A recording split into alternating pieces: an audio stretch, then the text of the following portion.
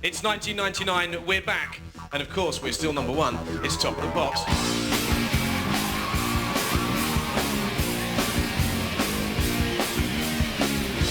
This is it, the year we've all been waiting for. 1999 was the year that a bunch of critters called the Offspring had the audacity to come over here and steal our number one position in the charts. The end of the decade, the end of the century. It felt exciting. It felt like, you know, there was going to be a party and there was going to be fireworks and the hopes and dreams of a new millennium. And the chart was the ultimate party playlist in a year that was wraparound sound. And it was all about getting people on the dance floor and celebrating. Cool Britannia was swept away. This was all about poptimism. 99 was when Britney arrived on the scene.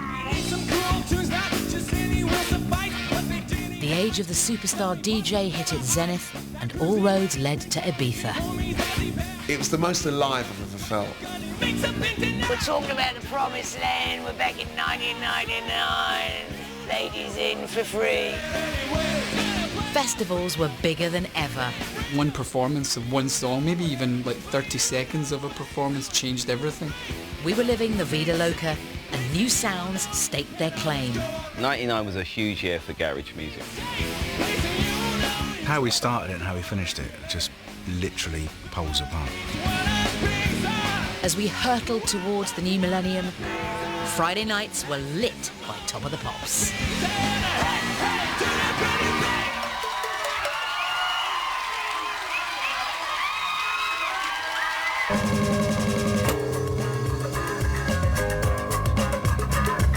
January the 1st, 1999. A new currency arrived. Good evening. The euro, once a dream for the architects of European Union, today became reality. It's the first time that Europe will have its own currency. The euro was launched across the European Union, but Britain was sticking to sterling, weren't we? Our intentions is clear. Britain should join a successful single currency, provided the economic conditions are met. And we hunkered down for a year of end-of-era existential angst, with all eyes fixed on Y2K. Y2K, that was it. It was all about Y2K. It sounded like something from a Terminator film. The end of the world was coming. And in the States, an entire system crashed while printing the year 2000 part of a 5-year plan. It did feel big. We really did think that the world could end. So are you okay for the year 2000? That everything could crash and we'd lose our bank accounts and things. No one knows exactly what will happen. There could be some that go out of business. The systems were going to go down on New Year's Eve, and there was almost you need to buy some tins of soup, you need to get some bottles of water, don't fly, because you'll end up in a plane that will be flying and then it won't know what to do and it will just drop out of the sky. If we were going to go, it would be with our dancing shoes on. This is the Mighty Steps. And Steps set the mood, kicking off 99 with the year's first, and their first, number one.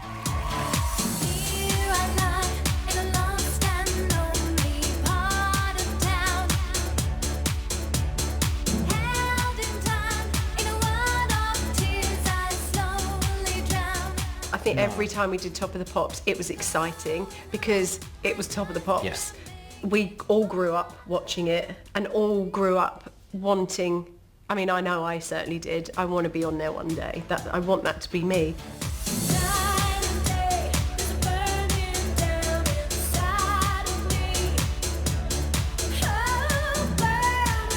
They were great at what they did. They always did a really nice dance routine which had a symmetry to it, so I could always put a low-down, wide-angle camera and they would, you know, whoever was singing would come to the front and it was kind of idiot-proof.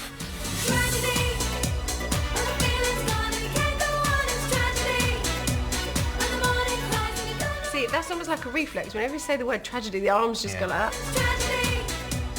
Lots of people, though, FM Steps, tragedy. lots of people think that it's that. Tragedy, it's not. Don't wind her up now. This is one of my things. It's just static. Last That's thing on last my thing on mind. my mind. Tragedy. Tragedy. When the feeling's gone, you get no one. Tragedy. When the morning comes, you know the words are too bad. You know understand you, you're going nowhere. And from there, steps were on the travelator to success. When we were told, right, we want to put some shows on sale, and we were a bit kind of, oh my God, really? Do you think anybody want to come and see us? People won't come and see us. Wow. And when we were on that tour, because it sold out, I think we did like 36 or 37 shows. Whilst we were on it, they came to us and said, right, we want to put an arena tour on sale. And at the same, we all went, really? Are you sure? That all the way along. No one will come and watch. No one will come. And it went on sale and it sold out.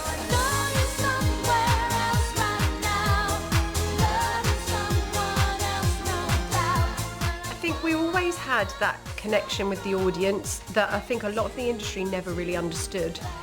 I don't know, most people just saw us as a bit of a joke, didn't they, in a way? I think at and first, we were never really taken seriously, but the audience never felt like that. They always felt like they had quite a personal connection with us. Those early 20s are your years of realising who you're going to be as an adult, I think. And it's learning what kind of adult you're going to be. And I think when you're involved in this kind of world at that kind of age, you miss out on all the stuff that everybody else is discovering for themselves, because we just worked constantly and there's somebody to do something for you. Not because you're demanding it, just because out of necessity, because, you know, if you want to get some lunch, can I just pop to the shop? No, you can't. You need to do this other interview. It's just, you know, every single day is mapped out for you for months. And you just be constantly working and working to get yourself out there. And that's what it's about. It's different now. It's very different now. But we've had a taste of both sides, I suppose, because we're still here. So we know what it's like with the social media side now and how to do that promotion. How do I do this? How do I post that thing? Management. Filter on this? What do I do? How do I add the link? Can you do it? Exactly.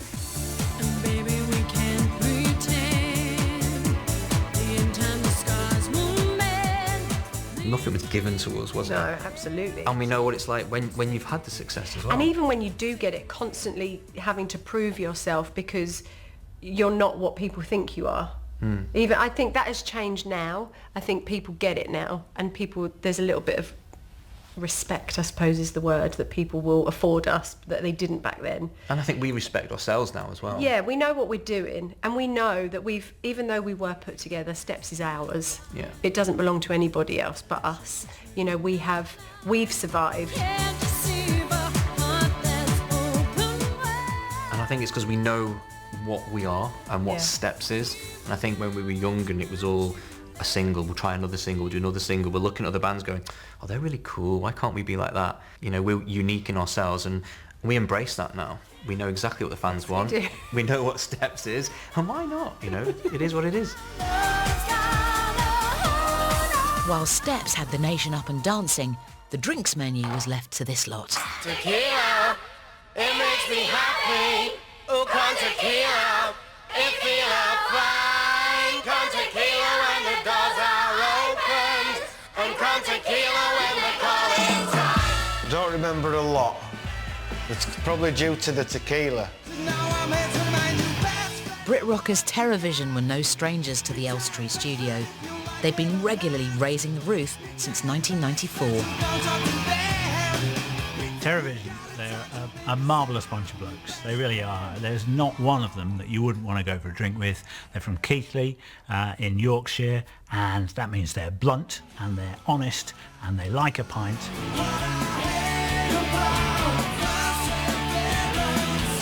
This is a band who not accidentally became famous, but the second album they put out had 1, then 2, then 3, then 4, I think, hit singles. I mean, proper hit singles, not ones that skulk in at the bottom. So they actually became a massive band.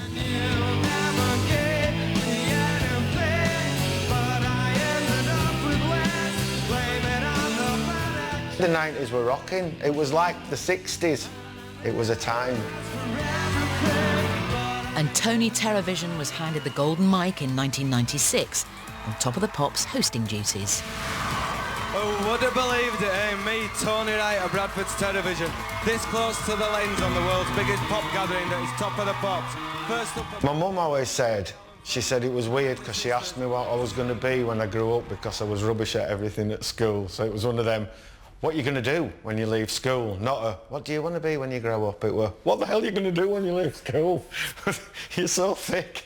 So get your popcorn out because it's Celine Dion, and on, and on. I said, don't worry, Mum, I'll be famous. And on, and on, and on. It's quite sad, really, isn't it? Crow's first guest is Tony Wright, singer with Brit Rock God's Terrorvision. So how did the Happy Headbangers become famed for such a big pop hit? I met Edwyn Collins at Nevermind the Buzzcocks, and I love Edwyn Collins. I think he's a true genius.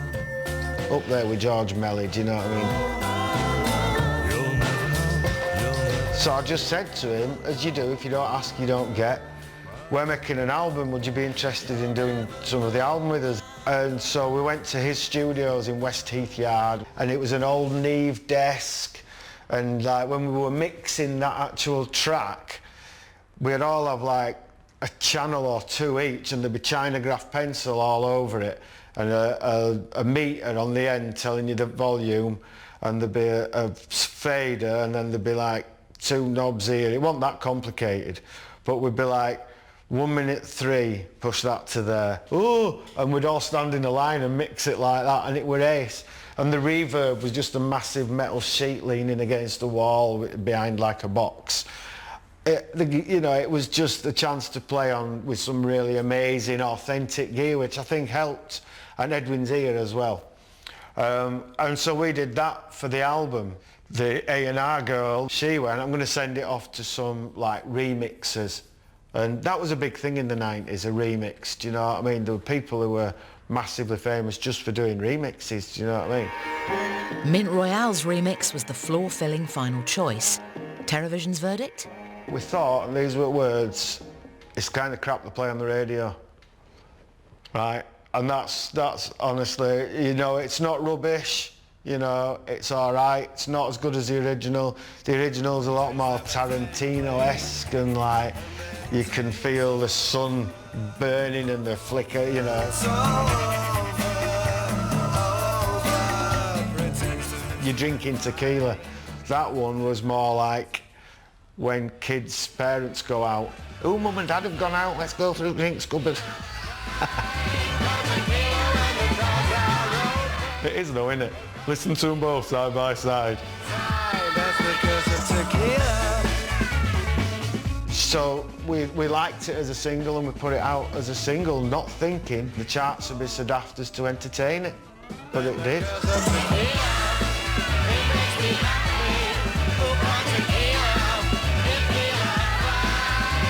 You recorded the video, got absolutely mashed with all your mates.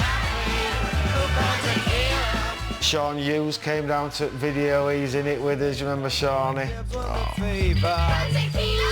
Sean Hughes, one of our great comedians, one of the great Irish comedians of our time, is no longer with us, and that's sad. So at least he's immortalised by Terrorvision. Zoe Ball picked up on it. She championed it, and she was to Tequila and Terrorvision what Kenny Everett was to Queen and Bohemian Rhapsody. She did it. Because it took a while for you to release it, didn't it? Because Zoe was going on about it all the time. We weren't going to release it. Did you not want it at all?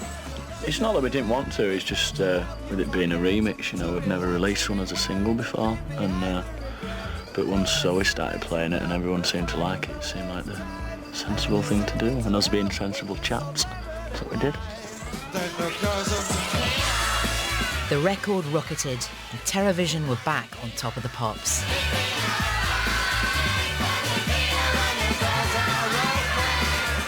You have to do Top of the Pops as a band. It's an institution. It goes.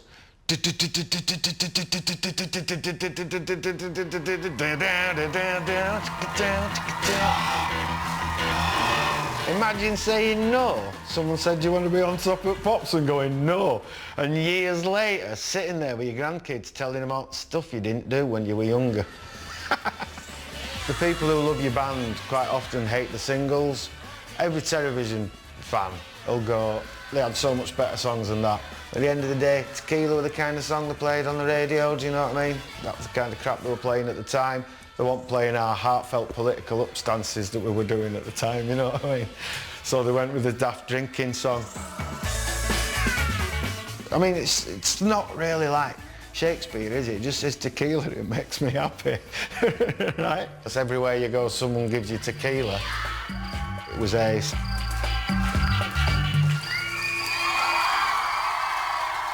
The one guy who probably has the top job in television is Chris Cowie, the handsome... and Top of the Pops showrunner Chris Cowie was 18 months in the job and successfully building on his back-to-basics approach. It was, to me, very important to keep it real and to get people to perform on Top of the Pops the way they would perform in public. No hard and fast rules about backing tracks or live vocals or anything, but really encouraged people to create a unique live performance, because otherwise you're just playing your record and jigging about to it, you know. Well, people can do that at home. In our business, there are very few people who are the absolute Delta people, you know, the Avengers of our business. They're like the super people, the superheroes, and Chris was one of them, definitely. Still number one. The presenting dynamic duo, Middlemiss and Theakston, were joined this year by new regulars Kate Thornton, It's still number one. Scott Mills, The programme that does exactly what it says on the tin. and Gail Porter. It's my first time, so please be gentle. It's still number one. It's Top of the Pops.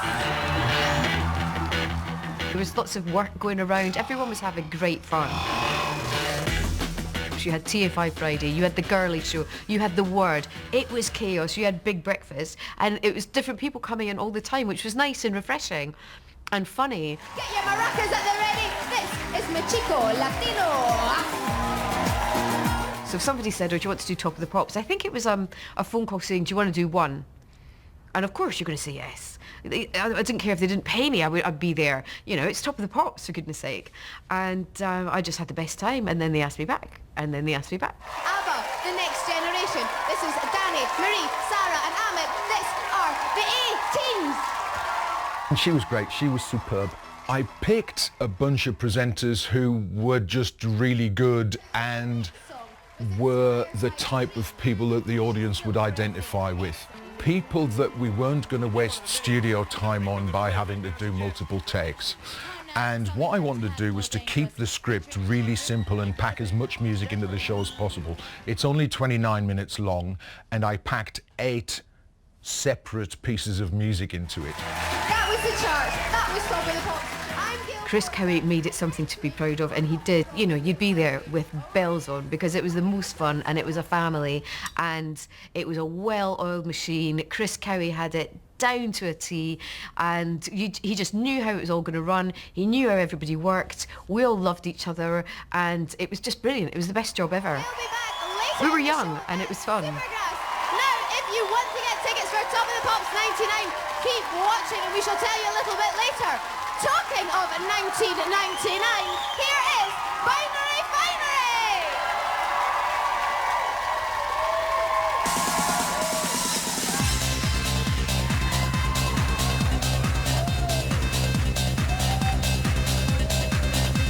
Top of the Pops embraced the dominance of the DJ in '99 as dance music went full throttle. It was everywhere. This is the point where music just seems to be part of the air. The air is thick with all these hits of the year. You hear them in cafes, in bars, in clubs, walking down the street, in a car, from someone else's car. And you can see it starting from rave culture. An indie dance crossover is a perfect thing. What do you do if you're an indie band? You then get an Andy Weatherall remix. You then get a Fatboy Slim remix. And so these people become household names. And so they become these sort of pop stars in themselves. They they're known. People know what Pete Tong looks like, they know what Fatboy Slim looks like, they know what Carl Cox looks like, and a counterculture comes into the mainstream but seems to work, as I say, absolutely seamlessly within it.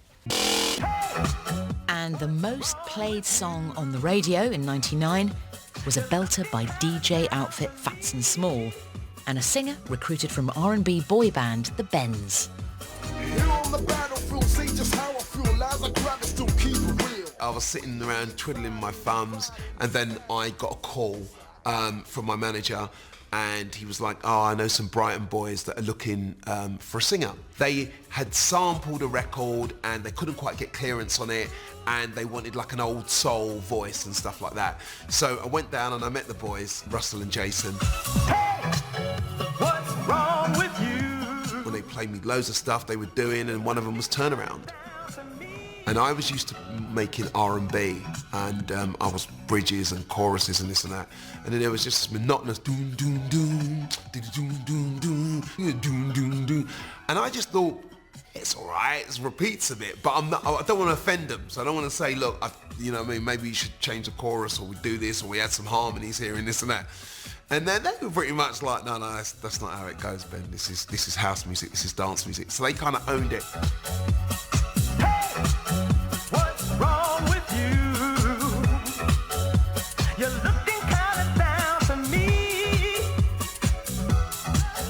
Turnaround is really taking those funky house formulas and an arresting vocal and sticking it in your face. It's like, let's not hide. Hey, what's wrong with you? Bang!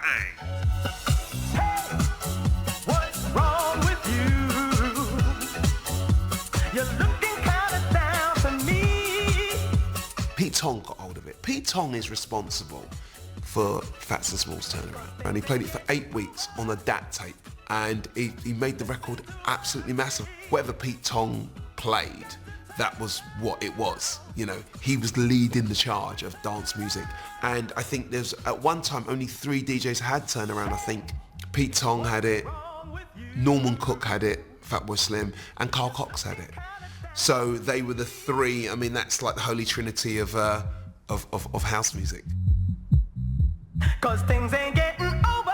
The record company go, we think this is going to be a big hit, but we're a small record company, we haven't got much of a budget, so we'd just like you to film a video. It was directed by a guy called Caswell Coggins. Hey, what's wrong with you? It was a real celebration of Brighton as well, because, you know, Carl Cox, Fatboy Slim, Fats and Small, it was a Brighton movement, the River Masters were all coming from Brighton, and Brighton was, in 1998, 1999, was the most amazing place. It was a world of its own.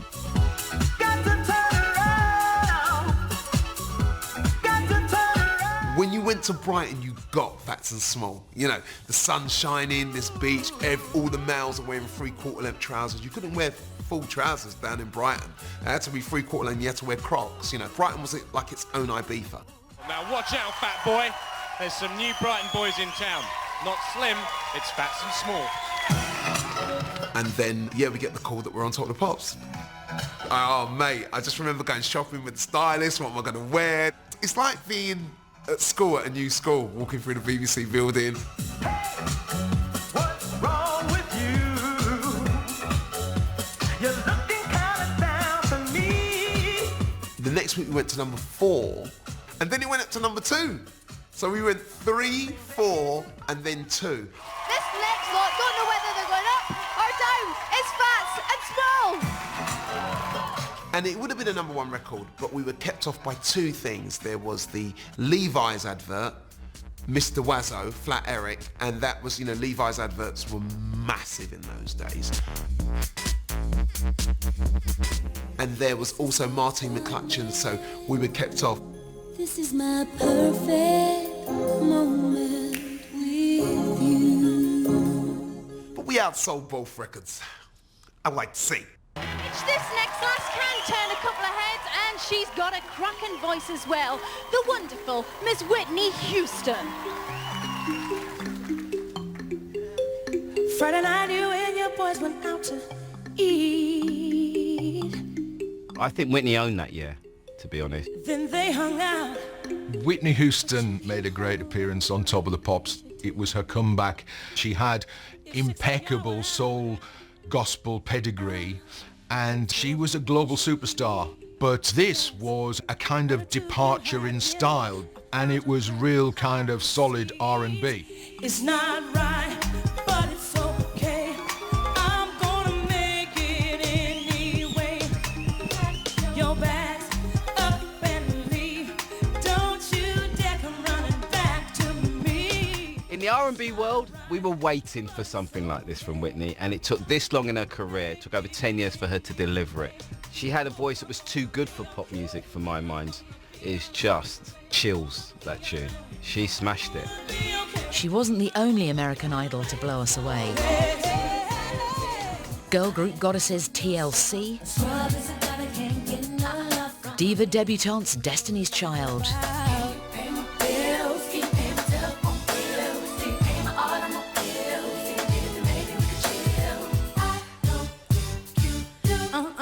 Hollywood's Jennifer Lopez,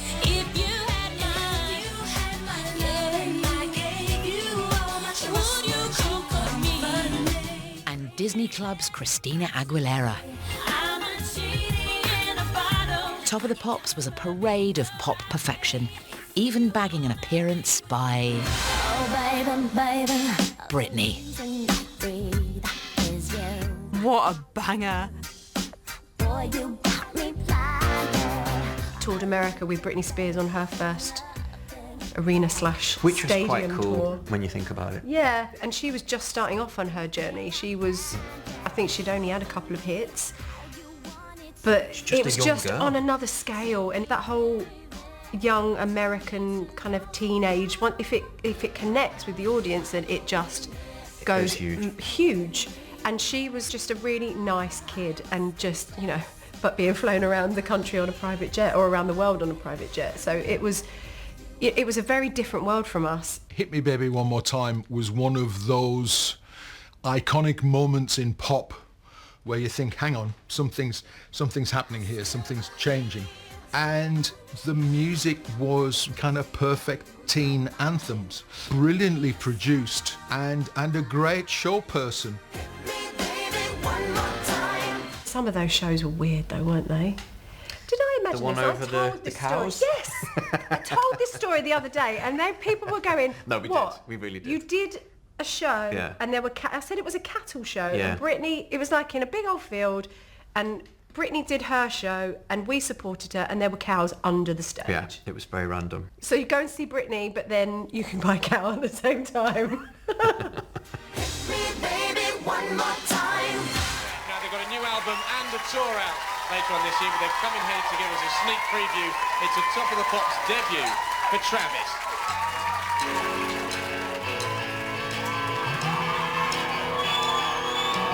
Alongside the cavalcade of pop, one rock band found their moment in the sun.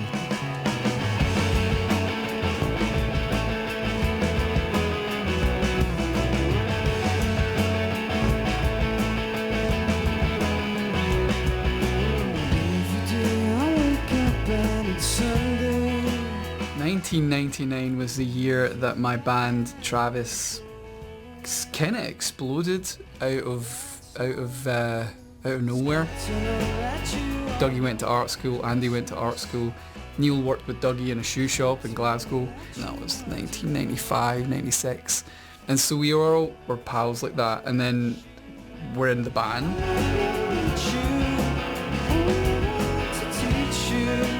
There was a really, really exciting local music scene in Glasgow. We were part of it, but we were always on the edge of it. We'd do a show at King Tut's and we would sell tickets to all of our mates. I've got like sketchbooks with all the names of all the people that I want to invite to the show and sell tickets to. Then we moved to London and we went down with the sort of goal of trying to get a record deal and follow our dreams. The idea was give ourselves 6 months, and if we didn't, then we would just go back to Glasgow and then call it a day. But we got lucky.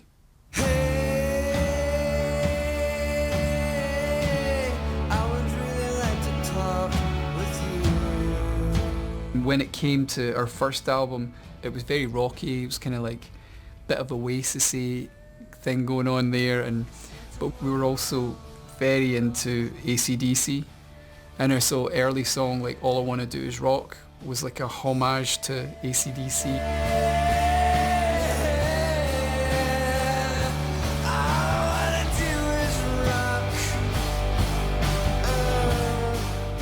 Coming into the Man Who, which was our second album, I lived in Crouch End, and the guy underneath me was just this crazy guy who would bang on the ceiling. He would be swearing downstairs, like banging the ceiling. He ended up breaking down and crying and everything on me, and I'm like, what's going on? So my point being, I lived above this person who was extremely sensitive to any kind of sound, so I couldn't make any noise. So The Man Who's a really quiet album, so that's sort of where that sound came from, and maybe have my neighbour to thank for that. We released the first single, it did okay, and we released the second single, and it did okay. Then the album came out and all the reviews were really bad. We were all kind of going, well, I guess that's it. And we were really done. I mean, we were so close to just going, oh well, it was really cool while it lasted, but let's go back up to Glasgow. And then we did that show in Glastonbury. Glastonbury had never been bigger. Over 100,000 people travelled to see more than 300 bands, plus every conceivable sideshow, as Glasgow said goodbye to the 20th century in style. Anybody get any chronic sunburn? Oh God. Don't use butter. Sunblock. Sunscreen. One performance of one song, maybe even like 30 seconds of a performance, changed everything. It was a 4 o'clock slot. It was a pretty decent slot, and it was sunny. Because the year before it was torrential rain, it was horrible. Well, this year, sun was coming out. Do you reckon it's going to hold out? I think it might. It's beautiful today. It's really nice. There's no sunburn now. I kept saying, because the sun was out, I kept saying, it's going to rain. It's going to rain. And I hope to God by playing this it doesn't make the heavens open. Right, don't hold it against us if it does, okay? Please. We could have a riot on our hands here, Douglas. This is called Why Does It Always Rain on Me? And then we did our show. Got on stage. Show's okay, it's going all right. Why does it always rain on me? Is it because I'm mad when I was 17? Why does it always rain on me? And then it starts raining, and I remember looking out into the crowd and just seeing everyone getting soaked and thinking, oh, this could have been a good show. Ah well. And we walked off stage after the gig, and everyone was patting us on the back like, well done, but that was a bit of a washout. So we got on our bus and drove back to London, and I switched my television on, and I turned around to walk back to the sofa. I heard my name coming out of the television, and I stopped halfway between the telly and the sofa. It's a triumphant afternoon for Travis. And it was Joe Wiley and John Peel sitting at the fire and talking about me and talking about my band and saying how Travis were the band of the festival and blah blah blah. And then they showed a clip of it, and it was amazing. And you really didn't think it would happen, but it really is the end of the line. So I'm sorry that you turned to driftwood. When you're doing it, as to seeing it, your mind is going, oh my God, I can't hear myself. Oh my God, my guitar's out of tune. Oh my God, it started to rain. Oh, sugar. Oh, damn, it's raining. Look at that guy over there, he's really miserable. Why does it always rain on me? And there's none of that. We played an absolutely storming show. I think one of the best shows we ever played. And who knew? I certainly didn't, but that's where everything pivoted. Where did the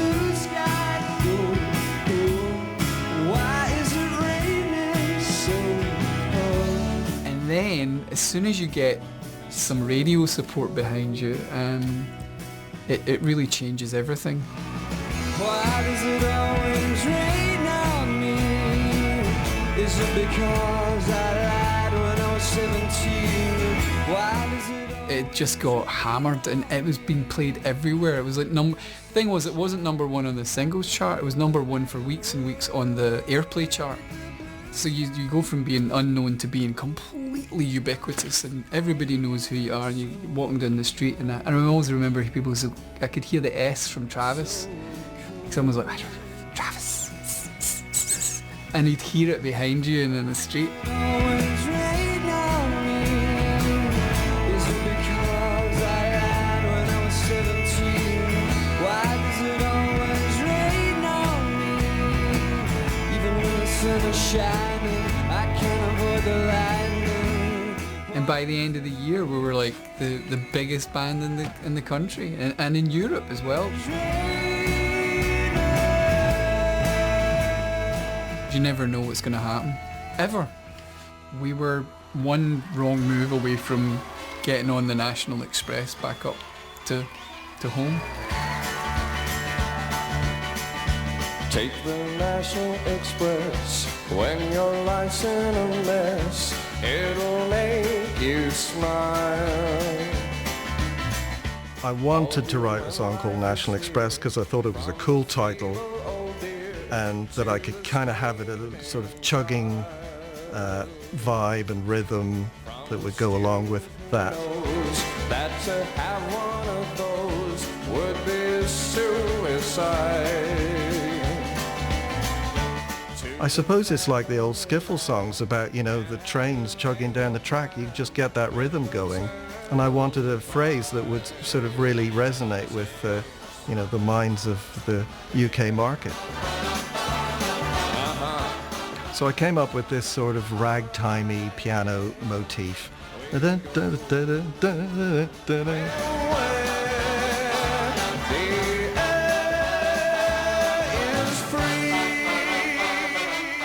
Although the BBC in their wisdom bleeped out the arse word, which is rather the crux of the gag. But it's hard to get by when your is the size of a small country. It's a bit of a shame.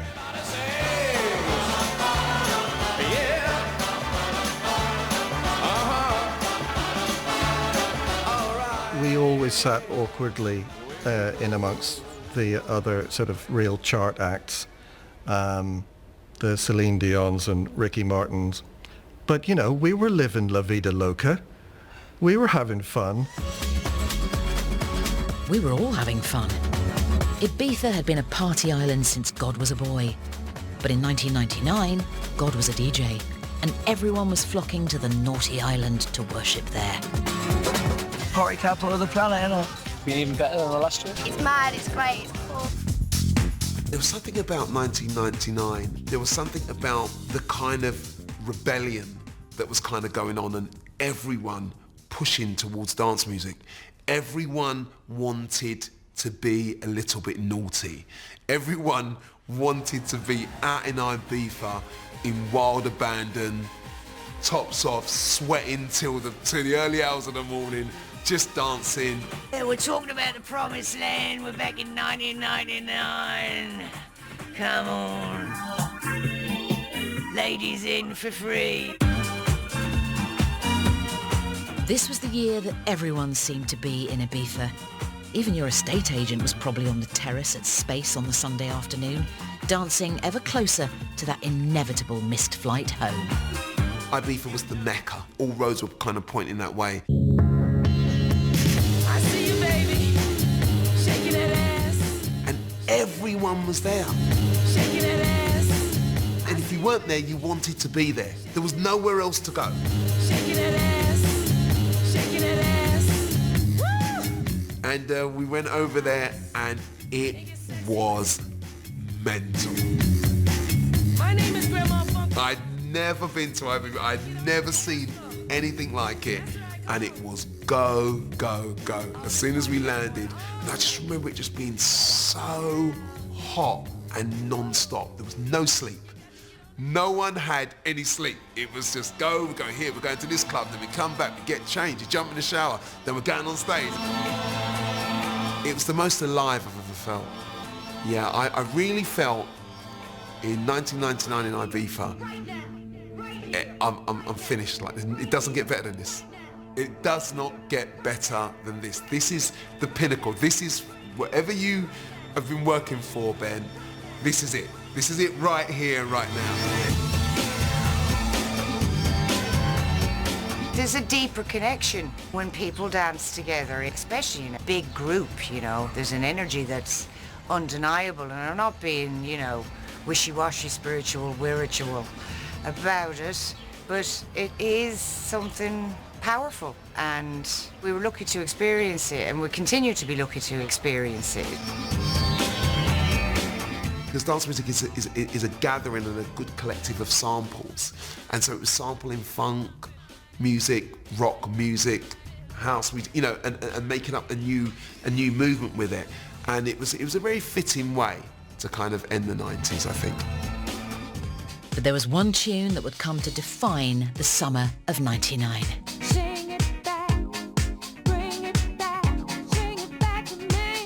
Sing It Back was written initially in my head on the dance floor in New York.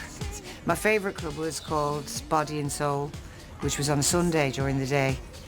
And they would play a lot of vocal stuff, and they could turn it down. And the audience, really underground records, the audience would know, the crowd would know every single word of the song and sing it back to him, the DJ. So that's where I got it, Sing It Back to Me.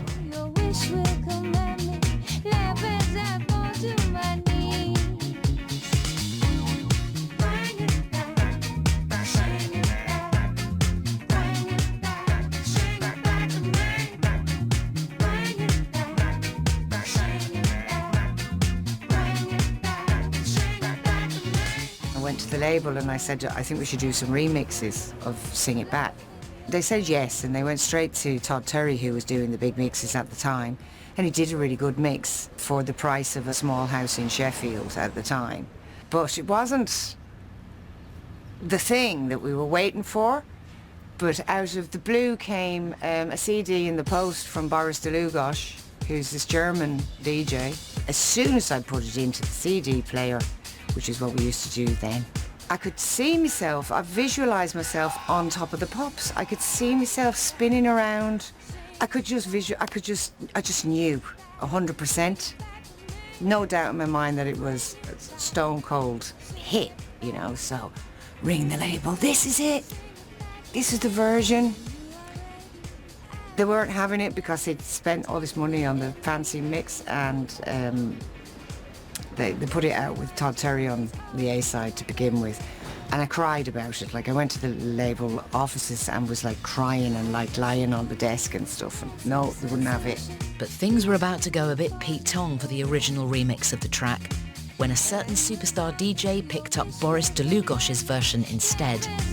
The same week was Miami Music Conference, where everybody was calling from Miami Music Conference into Radio 1, into Pete Tong. Biggest track in Miami. It's going to be huge. It's Sing It Back, Boris Dlugosch version. So it was night time, because obviously it was Radio 1 broadcast. And I rang the label guy on his home phone. And I said, are you listening to this on the radio? And he goes, yeah.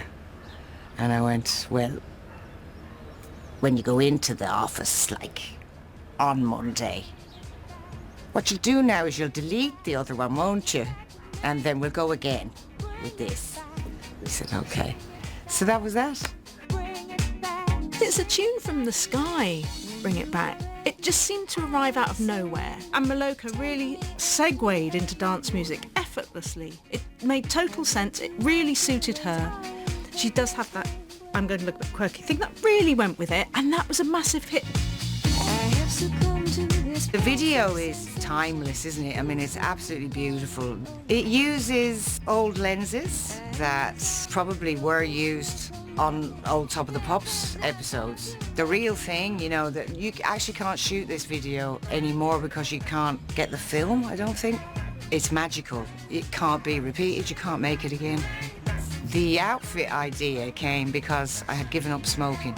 One of my many times of giving up smoking, and I had to know what to do with my hands. I decided to take on a project of covering a 1950s dressing table, all curvy thing, in tiny pieces of mirror mosaic. So I was doing that for like 6 weeks. And when we were thinking about making the video, that I was in the middle of doing that. And I realised it had to be something sparkly to add more to it. So I said, go for it, just go and be a dancing mirror ball. She's not exactly wearable, you know, you can't really sit down in it. You can crawl, as is evidenced in the video. It wasn't just samples either. Moloko was a much more intellectual approach, I think, to dance music. And there was a lot more content in it. And I saw them as a band on Top of the Pops rather than a dance act on Top of the Pops. So it was tricky because it's a remix. Our band didn't play it. So up I went as I saw myself in my initial dream, you know, in a silver catsuit, dancing around like a disco dolly.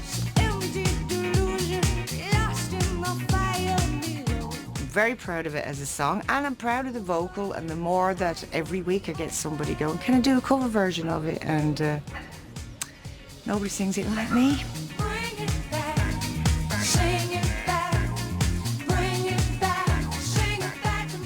I was living La Vida Loca.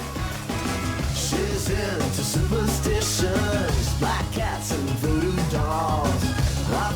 In August, even the universe was showing off its party tricks as a once-in-a-lifetime astronomical event brought Britain to a rush hour standstill to see the total eclipse of the sun.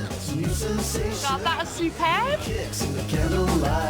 And Top of the Pops went on tour. I was asked by the BBC grandees if I would consider moving the show back to Television Centre. And I thought, well, great, that works for me. But there was a period between moving out of Elstree and moving into Television Centre when we didn't really have a home to go to. So I thought, wouldn't it be great if we took it on tour? And at first people thought I was crazy, but Top of the Pops belongs to the whole nation, you know, it shouldn't be just a London thing. Here in Edinburgh tonight, please welcome the mighty Texas! And we got to do Top of the Pops live in Edinburgh, which was great. My mum came, and my mum's best friend, and my best friends, and they're all this. It was so weird doing it at home.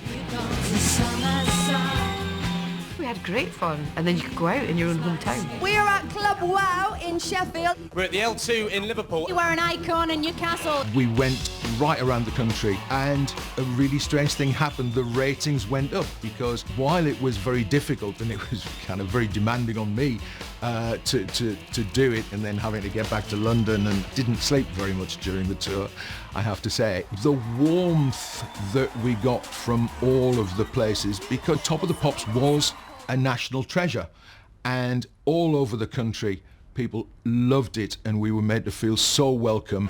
And on that tour, we got this.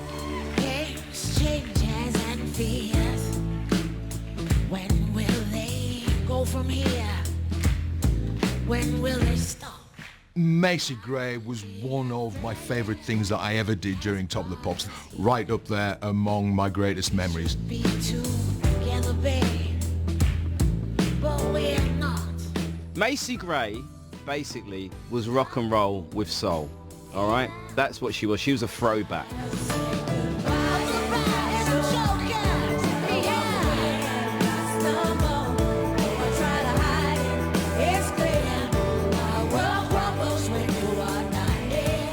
I think that song worked because we hadn't heard a voice like that in pop music in ages. It was kind of broken, it was croaky, but it was so, it just lulled you in. She was really good, and she was great singing live, and she's a presence. She's a presence. I loved having her on.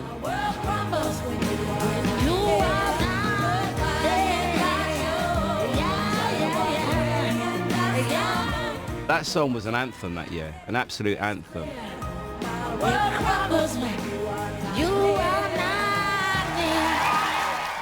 Right at the end of the year, 1999 had one last danceable delight up its sleeve. And with it, another legendary battle for the coveted Christmas #1 slot.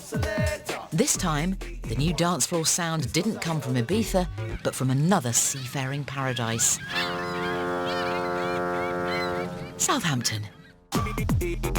So at the beginning of the 90s, I was at university in Southampton. We decided to then set up a studio in Southampton, in Ocean Village in Southampton, which we like because I'm obsessed with boats. I was in London at college. I played piano all my life and went off to music college and kind of fell out of love with it and got into the whole rave scene. Moved back to Southampton from London and was sort of DJing in a couple of clubs, and I wanted to kind of make a record because I understood the musical side of things but needed somebody with a studio. So I picked up the Yellow Pages, found the one studio in Southampton and phoned Mark. And then we'd go from the studio to the club I was DJing in, and it was about the time this kind of new style of music was just coming through, which the media kind of labelled speed garage, but it's what we went on to know as, you know, UK garage, and it was just a London sound. 99 was a huge year for garage music. It was exciting, it was uniquely British, anyone could have a go, and pirate radio was the outlet. There were so many pirate radio stations playing their own tunes. That's where these crews were born, and garage became a black British identity musically, that because it was a dance BPM, it was upbeat and it wasn't this laid-back R&B or hip-hop which you feel you've got to be part of the culture to enjoy. It was for everybody. So white kids, black kids, whoever clubbed liked it. And then all of a sudden we were making tracks that had a particular sound, and that would fit with other tracks like Tina Moore, Never Gonna Let You Go. Some of that became a set and kind of grew into more of a genre. But Pete and Mark needed a name so they could put out some of their tunes and become part of the scene without getting arrested. So the name, we had to find, because we were putting the bootlegs out, and we were slightly concerned we'd get done. But we looked at like things like Robin Hood, Dick Turpin, stuff like, none of that kind of worked. And we came up with, you know, the Artful Dodger, and we thought, oh, that's kind of nice, because it was sort of deemed to be a London sound. And someone had already been collecting Artful Dodger's early pirate pressings, a teenage DJ and MC from Southampton called Craig David. Craig was DJing in the same club as us. I think we were doing upstairs, and Craig was doing like an R&B night downstairs. And we got chatting, and that's when we found out that he had some of our records, some of our bootlegs. And it turned out the kid could sing. Together they would make a dance floor classic that would take UK garage from the underground to the top of the charts. So yeah, lyrically, I'd love to say it was, a lot of time and effort went into it, but like through Craig in the vocal booth.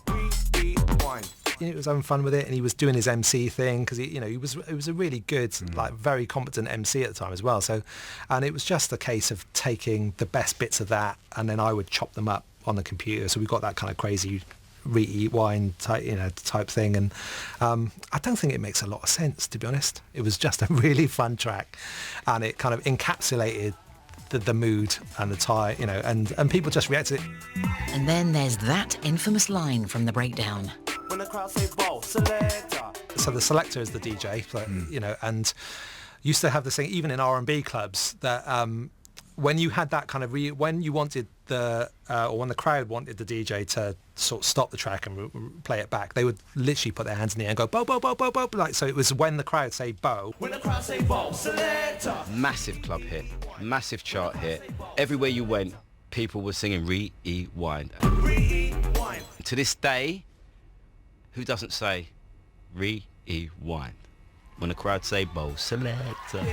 On its week of release, Rewind was the highest new entry midweek, guaranteeing that much coveted Top of the Pops appearance for the Dodger. Like the whole Top of the Pops thing was amazing because I was obsessed by Top of the Pops when I was a kid. So it was kind of a weird thing to then, however many years later, find yourself on it. But Mark's joy was short-lived. There was a problem. The record company were like, really worried, because I think probably off the back of all the early 90s dance stuff that looked a bit static on Top of the Pops, you know, we've learned from that. We need to make this a bit more fun. So you guys are going to dance. Oh, no. So we went off to the studio in East London with some uber cool choreographers, and Oh, they must have, that was a tough gig. Whoever got that choreography gig for us, that was a tough gig. They must have thought, oh, really? can you remember it? I still have sleepless nights. I'll give Mark his dues. I was horrified at the thought of dancing, and Mark, you embraced it. I embrace it. Absolutely And embraced you know what really, really, really annoys me is that Craig bottled it. Yeah, he did, didn't he? Absolutely bottled it at the last minute. I did as well. When the crowd say ball, selector. Rewind. When the crowd say ball, selector. Rewind. Yeah. I was on the keys behind you. Guess and who you didn't were bottle just, it? You were just going for Guess who was at the front not bottling it? Probably because you thought I was behind you, but I didn't have your back, mate. I'm sorry. No. But I think Chris Cowie had said there's no repeats. So if you're on next week, you've got to come back on, unless we really have to show a previous week. Yeah. So we had to keep going up to London and keep doing these dance. And we must have done By it. the end of it, 4 or I 5 perfected times. it. I did perfect it. I did nail it by the last time. There's two things about Rewind, and they're both up there. It's the dance versus Cliff Richard, and I'm not sure which one gives me more nightmares. To mark 2,000 years-ish since the birth of Christ, Sir Cliff Richard had released his Millennium Prayer, taking the tune of Auld Lang Syne and the words of the Lord's Prayer in a Church of England-tastic mashup, and caused quite the kerfuffle. Cliff Richard was just an absolute shower, wasn't it? It was an awful record, which should, at any other time, wouldn't have even got a look in. And we were sat there, you know, and yeah, it was a bit of a meteoric rise. But at that point, we thought, we've nailed it. How cool would it be to have like the Christmas #1 and the Millennium #1? But then Radio 1 banned the Millennium Prayer, didn't they? They said, we're not going to play this. And had they learned nothing from Frankie Goes to Hollywood, relax. Well, at least if you're going to ban a record, at least ban Frank Goes to Hollywood, not Cliff Richard. Exactly, that's what I mean. But, you know, like that became a massive record because it was banned, and they learned nothing. If it was a good pop song, Westlife, S-Club, anyone, you can handle it. But for a track that everyone hated, for us to be #2 to that, didn't say much for us, did it? You know, and it was rubbish, and it didn't deserve to even get in the chart. But you're not bitter. No. Just twisted. We had such a huge record, I think, any other time of the year. Yeah, we sold a couple of 100,000 week 1, which was enough to... Yeah. We were yeah, but no one near us, but yeah. Nobody remembers #2. No one. Apart from the BBC, obviously, because we're here. But, yeah, it was just still bitter. Still haven't been able to look at any of my Cliff Richard calendars. They all got put in the drawer, and I've not taken any of them out since. Stop. The party was all over, or was it just beginning? Let's all meet up in the year 2000 as Top of the Pops goes 21st century.